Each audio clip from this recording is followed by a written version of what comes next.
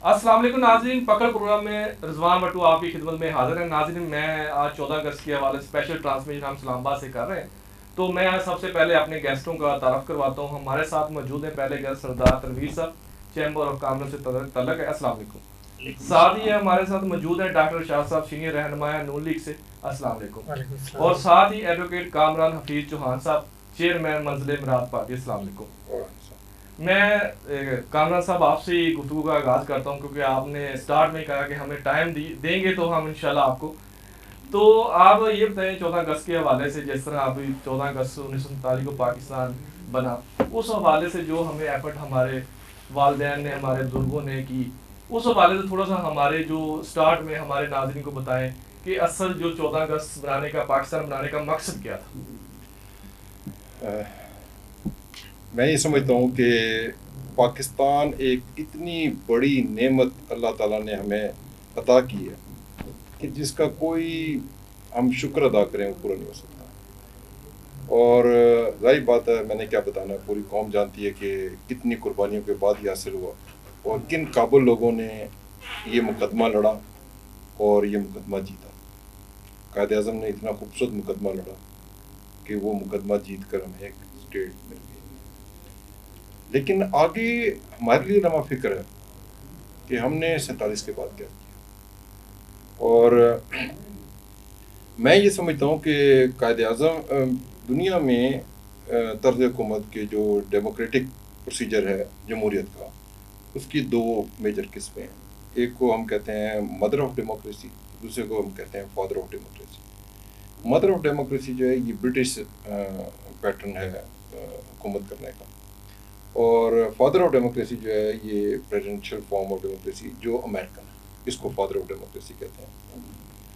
मैं ये समझता हूँ कि कायद आज़म की का जो है ना मौक़िफ़, वो शायद ऐसा ही था कि पाकिस्तान में प्रेसिडेंशियल फॉर्म ऑफ डेमोक्रेसी होगी, फादर ऑफ डेमोक्रेसी होगी, मदर ऑफ डेमोक्रेसी नहीं होगी। और जिस चीज़ की अशद ज़रूरत है वो ये है कि हमारे बच्चों को हम अब तक प्रीवियस हिस्ट्री तो पढ़ा रहे हैं, मुग़लों का दौर और मौलाना हाली और बाकी भी जो काबिल कदर लोग हैं, लेकिन हम उनको सन 47 के बाद अब तक पाकिस्तान में क्या हुआ इसकी दुरुस्त हिस्ट्री नहीं पढ़ा रहे। ऐसा नहीं है कि कोई भी जो हुक्मरान था उससे विलन था या बुराई था या वो हीरोई था। हर जो शख्स जिसको हुक्मरानी का मौका मिला उसके कुछ मुस्बत पहलू थे, कुछ मनफी पहलू थे।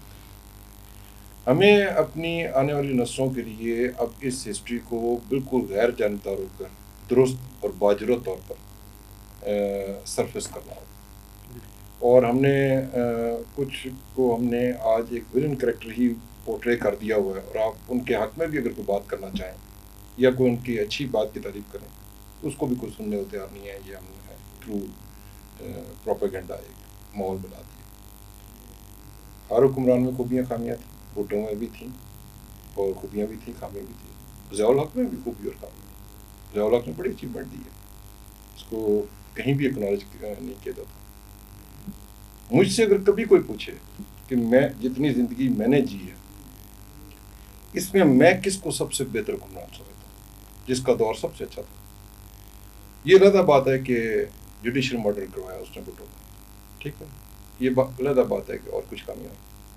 लेकिन मैं ये समझता हूँ कि सबसे अच्छा दौर 11 साल का जो मैं ज़िया उल हक़ का समझता हूँ किसी का भी नहीं। आप ये देखें कि एक सुपर पावर डिफीट हुई, डिसइंटीग्रेट हुई। आप ये देखें कि उसके दौर में महंगाई 11 सालों में उतनी नहीं, जॉबलेसनेस नहीं थी, डेवलपमेंट तमाम जो नॉर्मल जीटी रोड होती थी, लेकिन ये कभी भी उसमें टोए टिब्बे हमने नहीं देखे। लॉ एंड ऑर्डर बहुत अच्छा था, जस्टिस थी, बच्चा तालीम हासिल करके निकलता था, फ़ौरन जॉब पर लगता था। फिर आप ये देखें कि जो ये एटम बम है ये उसके दौर में तकमील हो गया था। जी कामरान साहब, मैं डॉक्टर साहब की तरफ आता हूँ, क्योंकि डॉक्टर साहब भी नून लीग से तल्लक है, तो माशाल्लाह 14 अगस्त के हवाले से डॉक्टर साहब की तरफ आता हूँ। डॉक्टर साहब पहले तो 14 अगस्त की तरफ से, उसके बाद हम सियासी गुफ्तगू पे आएंगे। तो 14 अगस्त के हवाले से आप क्या कहेंगे? देखिए जी, मैं तो ये समझता हूँ कि हमारे आबाओ अजदाद ने जितनी कुर्बानी इस मुल्क को बनाने के लिए दी, جتنا جنت کا بے نظیر ٹکڑا ہے اس دنیا میں یہ پاکستان ہے، جو کہ بنایا قائد اعظم نے اور جو بھی ہمارے اس وقت لیڈر تھے، اس کی اس طرح حفاظت نگہبانی نہیں کی گئی جس طرح اس کی کرنی چاہیے تھی۔ دوسرا، جن لوگوں نے قربانیاں دی، مجھے ہمارے تو والد صاحب کیونکہ ہجرت کر کے آئے تھے، ہمارے پیرنٹس تو ہمیں کہانیاں سناتے تھے کہ کس طرح لہو لہان کیا مسلمانوں کو، کس طرح عصمت لوٹی ہماری مسلمان خواتین کی، اور کس طرح ہم قربانیاں دے کر پاکستان میں پہنچے، اور قربانیاں دینے کے بعد پاکستان آزاد ہوا۔ جب آزاد ہوا تو اس کو ہم اس طرح اس سے محبت جتنی ہم کرتے ہیں اتنی ہمارے کاش یہ سیاست میں جو لوگ ہیں جو اس وقت بھی مسلط ہیں ہمارے اوپر، کاش یہ اس ملک کی حفاظت اس طرح کرتے۔ میں یہ سمجھتا ہوں، آپ نے کہا جی 14 اگست واقعی ہم خوشی مناتے ہیں اس کی بہت، لیکن ان لوگوں کو بھی یاد کرنا چاہیے جنہوں نے اس کے لیے قربانیاں دیں، ان کی محبت کو بھی، لازوال محبت اور لازوال قربانیوں کا بھی ذکر کرنا چاہیے جس طرح ہم کر رہے ہیں بیٹھ کے۔ تو دوسری بات، اب اللہ تعالیٰ کرے کہ ہم اس ملک کو اس طرح جنت بے نظیر ٹکڑا بنائیں، اس کی حفاظت کریں، اور ہم اس موقع پہ تو یہی کہیں گے کہ جشن آزادی مبارک، پاکستان زندہ باد، اور ہمیں اس کی آبیاری کرنی چاہیے اور اس کو مزید ترقی دینی چاہیے۔ دوسری بات یہ آپ نے کی سیاست سے تعلق، تو سیاست کا تو یہ ہے کہ اس وقت ملک میں مائی باپ تو ہمارا کوئی ہے نہیں۔ اب یہ دیکھیے تاریخ ہے پاکستان کی کہ جتنا کیمیکل والا پانی لوگوں پہ پرسوں لاہور میں جو مریم نواز کی ریلی پر پھینکا گیا، ایسا تاریخ میں کبھی ہوا نہیں تھا، لیکن جو لوگ باندھتے ہیں وہی پھر اپنی دانتوں سے کھولتے ہیں، ایسے جو بوتے ہیں وہی کاٹتے ہیں۔ تو انشاءاللہ یہ وقت اس وقت جو ہے یہ بھی کٹ جائے گا اور حالات ٹھیک ہوں گے، اور ہم ایز اے مسلمان، ایز اے پاکستانی، ہم محب وطن ہیں اور اپنے پیارے ملک سے پیار کرتے ہیں، اور یہ دنیا کا عظیم ترین ملک ہے اور اس کو مزید ترقی کرنی ہے، اور انشاءاللہ کرتا چلا جائے گا یہ انشاءاللہ۔ کوئی نویر شک صاحب، میں آپ کی طرف آتا ہوں، آپ چیمبر سے آپ کا تعلق ہے اور پراپرٹی کو بھی اور اوورآل بہت چیزیں دیکھ رہے ہیں، تو یہ بتائیں کہ 14 اگست کے بعد اصل مقصد کیا تھا، پاکستان بنانے کا مقصد کیا تھا، قائد اعظم نے کس لیے پاکستان بنایا، اور آج اس پاکستان میں کیا ہو رہا ہے، اس بارے میں آپ کیا کہیں؟ بسم اللہ الرحمن الرحیم۔ سب سے پہلے تو آپ کا بہت بہت شکریہ کہ آپ نے ہم سب مہمانوں کو یہاں پہ بلایا۔ اصل میں جب پاکستان کا خواب علامہ اقبال نے دیکھا تھا، وہ ایک ایسے پاکستان کا خواب دیکھا تھا کہ جہاں پر ہم لوگ آزادانہ طور کے اوپر چلیں گے، پھریں گے اور اپنی زندگی گزاریں گے۔ اس خواب کو پورا کرنے کے لیے جو بھی اس وقت کے حکمران ہمارے جن سے لیڈر تھے، جس میں قائد اعظم محمد علی جناح شامل تھے، لیاقت علی خان شامل تھے، محترمہ فاطمہ جناح شامل تھیں، بہت سارے اور لوگ جنہوں نے اس پاکستان کو بنانے کے لیے ایک انتھک محنت کی، اور اللہ تعالیٰ کا اس پاکستان کے اوپر کتنا بڑا کرم ہوا کہ یہ 27 رمضان المبارک کو، 14 اگست سے تھی، 27 رمضان المبارک کو، اور رمضان میں اس پاکستان کا وجود، اور ایک ایسے پاکستان کا وجود ہوا، ایک ایسا پاکستان مارس وجود میں آیا کہ جس کی بنیاد یہ رکھی گئی تھی کہ اس کو ہم نے اسلام کے اوپر، یہ اسلام کا وہ قلعہ بنا۔ آج 73 سال میں جو مرضی خامیاں ایک اپنی طرف ہیں، حکمرانوں کی غلطیاں اپنی طرف ہیں، ساری چیزیں یہ دنیا کے ہر ملک میں ہوا ہے کہ کوئی ان کے سارے حکمران کوئی بہت اچھے بھی نہیں تھے اور سارے کو بہت برے نہیں تھے، مگر پاکستان آج 73 سال کے بعد ایک ایسی جگہ کے اوپر آ کے کھڑا ہے کہ وہ مسلمان دنیا کا سب سے بڑی پاور ہے، اس کے پاس آج ایٹم بم ہے، اس کے پاس آج سب کچھ ہے۔ آج بھی مسلمان ممالک میں جب بھی کوئی مسلمان ملک پریشان ہوتا ہے تو سب سے پہلے پاکستان کی طرف دیکھتا ہے، پاکستان کی افواج کی طرف دیکھتا ہے، پاکستان کے سسٹم کی طرف دیکھتا ہے۔ یہ ہمارا اندرون خانہ پرابلم جن سے وہ آپ جہاں پر بھی دیکھیں گے وہاں پہ موجود ہیں، بٹ اگر بیرونی طور کے اوپر دیکھیں گے تو آپ یہ دیکھیں گے کہ پاکستان اس دنیا میں اس ٹائم بھی مسلمانوں کی صف میں نمبر 1 کے اوپر کھڑا ہے۔ پاکستان کی افواج جن سے ہیں وہ نمبر 1 پہ کھڑے ہیں، پاکستان کے جن سے پائلٹس ہیں وہ نمبر 1 پہ کھڑے ہیں، پاکستان کی آپ گیمز میں دیکھیں تو یہ ورلڈ کپ جیتنے والی قوم ہے۔ جس طرح آپ پائلٹ کی بات کر رہے ہیں پی آئی اے کے، جس طرح اس حکومت نے جیسا کہ پوری دنیا میں پی آئی اے کو ایک ایسا میسج دیا کہ وہاں سے ہمارے پائلٹ بھی واپس آنا چلا. کیا یہ 14 اگست کا مقصد تھا؟ 14 اگست بنانے کا مقصد پوری دنیا پہ ہم کنٹرول کریں. ہمارے ایک ایسے بیان سے جس سے پی آئی اے پوری دنیا میں بلاک ہو گئی اور ان کے جو ہمارے کیپٹن تھے ان کو بھی ایسی نظر سے دیکھا جا رہا ہے. اس کے ذمہ دار کون ہے؟ اصل میں دیکھیں، آپ کسی بھی ایک بندے کی غلطی کی وجہ سے پوری قوم کو ذمہ دار نہیں کہہ سکتے. ٹھیک ہے، بالکل آپ اپنی جگہ پہ صحیح بات کہہ رہے ہیں کہ اگر آپ اس کو دوسرے اینگل سے دیکھتے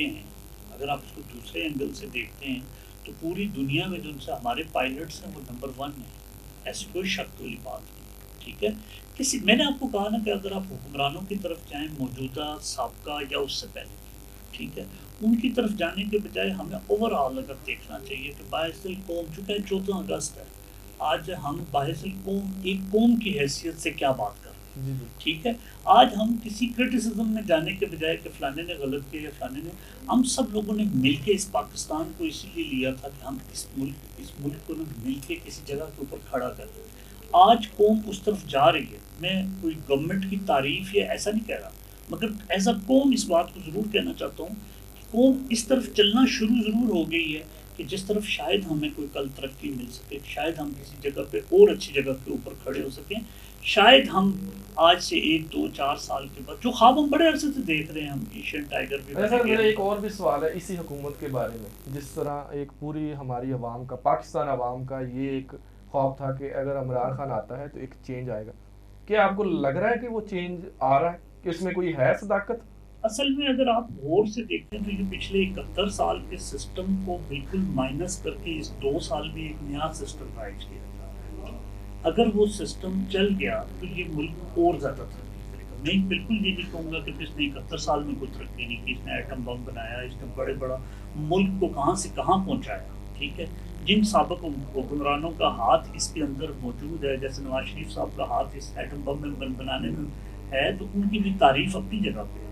جیسے مجھ سے پہلے ایڈوکیٹ صاحب نے کہا کہ جنرل ضیاء الحق کا بھی اس ملک کو بنانے میں ایک اہم کردار ہے، جنرل ایوب کا ایک اہم کردار ہے.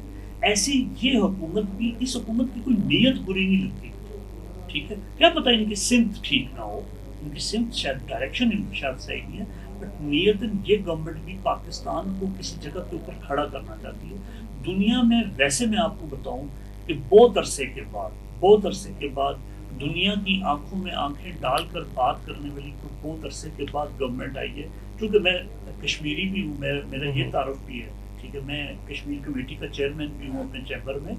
ہمارے تو کشمیر کے یہاں سے بورڈ ہی اتار دیے جاتے تھے جب باہر کے ملکوں کے وزیر وزراء اعظم اور صدور آیا کرتے تھے. ٹھیک ہے، تو آج کم از کم کشمیر کے بارے میں بھی بات ہو رہی ہے. آج ہر چیز کے بارے میں منیمم بات ضرور ہو رہی ہے. تو یہ چینج لائے. جی ڈاکٹر صاحب، میں آپ کی طرف آتا ہوں، کامران صاحب کی طرف میں پہلے کیونکہ آپ نون لیگ کی طرف سے، تو آپ چاہ رہے ہیں کہ اس پہ سوال کے کیا کمنٹس کریں گے اس بات؟ دیکھیں، تنویر صاحب نے یہ فرمایا کہ کشمیر کے بارے میں بات کر، بھائی کشمیر تو وہ دے کر آ گئے، دوسرے کی تیاری کر لی. کاش کوئی عقل مند وزیر اعظم ہوتا، کوئی اچھا لیڈر ہمیں مل جاتا، جیسا کہ اس کو سوچ کے ینگسٹر نے ووٹ دیا تھا. کاش یہ ویسے ہی ہوتا، جیسے نعرے لگا کر آیا، جیسے انہوں نے یقین دلایا لوگوں کو. لیکن جو کچھ کہا اس کا الٹ ہوا. ابھی دیکھیے ان کی بات پہ ان کی پارٹی کے لوگ بھی یقین نہیں کرتے. یہ آپ کہہ رہے ہیں کہ ملک کو ترقی کی طرف آنکھوں میں آنکھیں ڈالنے والا یہ انسان ہوتا ہے. یہ صرف جب سے آئے ہیں صرف الزام لگا رہے ہیں یا تباہ کر رہے ہیں اداروں کو. اس کے ارد گرد کون لوگ ہیں 22 سال جنہوں نے اس کے ساتھ محنت کی؟ ان میں سے ایک بھی بتا دیجیے، ایک بھی وزیر اس کی پارٹی کا ہو، پی ٹی آئی کا ہو. ٹوٹل پوری پارٹیوں سے جو کوڑا کرکٹ کیچڑ کٹھا نکال دیا گیا تھا وہ انہوں نے اپنے ارد گرد کٹھا کیا، اس کو اپنے جسم پہ لپیٹا اور حکومت چلانے کی کوشش کر رہے ہیں. جب آپ ایک گندگی اکٹھی کر لیں گے تو اس میں سے خوشبو کبھی نہیں آئے گی، بدبو ہی آئے گی. اس کا رزلٹ یہ ہے کہ آج تمام ادارے تباہ و برباد. مقبوضہ کشمیر کے مسلمانوں کی حالت بد سے بدتر ہو رہی جا رہی ہے. مودی ہمارے اوپر ہنستے ہیں. آج پہلے ہم کشمیر میں جا کے ہم لوگ باقاعدہ ان کی آنکھوں میں آنکھیں ڈال کے بات کرتے تھے. آج ہم کیا کر رہے ہیں؟ آج ہم جو بھی کر رہے ہیں وہ سب کچھ اس کا الٹ ہو رہا ہے. جو کچھ ہم نے کہا گیا، جو ہمارے مجاہدین کی قربانیاں تھیں، جو ہمارے مقبوضہ کشمیر کے مسلمانوں کی قربانیاں تھیں، جو آزاد کشمیر کے لوگوں کی قربانیاں تھیں، آپ یہ دیکھیے कि आज हमारा वज़ीर आज़म आज़ाद कश्मीर किस स्टेज पे उसने भी ये कहा है कि खान साहब ज़रा धीरज रखिए और मुल्क की तरफ तवज्जो दीजिए। ये उनसे कमिटमेंट करके हैं कि मकबूजा हमारा आज़ाद आपका, तो ऐसा नहीं है। मकबूजा पहले भी कश्मीर हमारा है, पाकिस्तान हमारा है, हम सब का है, और मकबूजा कश्मीर भी इंशाअल्लाह हम उनसे लेकर रहेंगे, उनको छोड़ेंगे नहीं। मोदी को हज़म नहीं होने देंगे मकबूजा कश्मीर के मुसलमानों की कुर्बानियाँ, शहादतें, खून, ये कभी रायगा नहीं जाता है, और मुसलमानों की कुर्बानी कभी रायगा नहीं जाएगी और ना ही जाने देंगे इंशाल्लाह। अच्छा, डॉक्टर साहब के सवाल को लेकर तरफ मैं आपकी तरफ चलूँगा कामरान भाई। इससे पहले मैं ब्रेक ले लूँ, ब्रेक को फिर ब्रेक के बाद इसी सवाल को लेकर चलेंगे। जी नाज़रीन, अभी ब्रेक का टाइम है, 14 अगस्त के हवाले से स्पेशल ट्रांसमिशन हमारी जारी है। ब्रेक का टाइम